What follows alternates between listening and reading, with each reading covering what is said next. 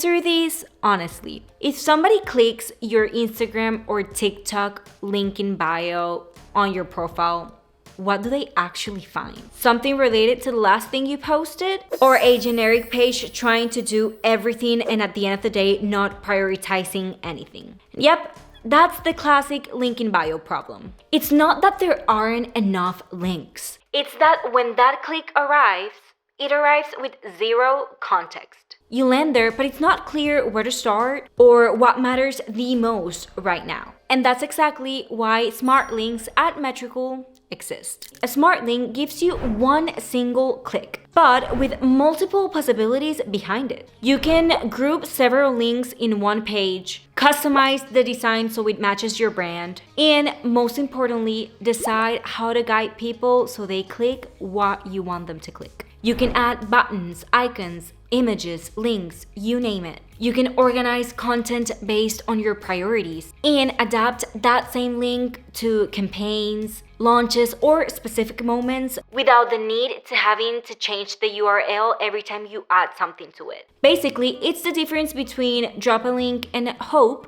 and having a space that actually works with you and not against you. Now that we've got that clear, let's actually take a look at why smart links work. First, a smart link lets your bio link feel and look like your brand. Not like a random generic page, but like an extension of your profile. Focus Locals is a great example of this. Their smart link keeps the same exact vibe as their Instagram profile. The visuals, the colors, the background, the typography, everything. Then we have the buttons. And in this part, I want you to understand that this isn't about adding links just for the sake of it and just adding a text. In your smart link, you choose what each button says, and you also choose how it's presented. You can change the colors of it, the shape, the style. You can add, again, a different typography, and most importantly, you can always change the message inside of it, because a button that says website isn't the same as one that tells you specifically what you're about to see when you click on that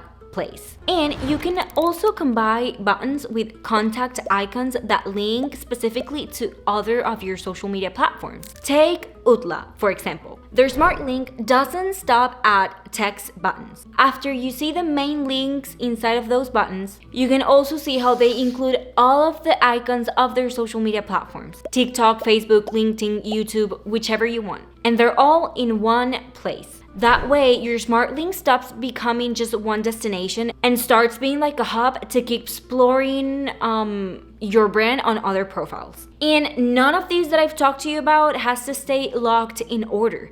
You can literally add images first, then your icons, then your buttons, or you can do it the other way around. The important thing here is that you organize it in a way that serves your strategy and your KPIs. For example, in Ola's smart link, the first thing you see isn't buttons. It's actually images. These images kind of work like visual headlines, and once you click in them, they take you to a specific blog post or to a specific news on their website. Then, if you go further down, you can find additional links and even the social media icons that I've talked to you about earlier. So, with this example, what I want to say is that the order of your smart link doesn't matter, but it needs to be intentional.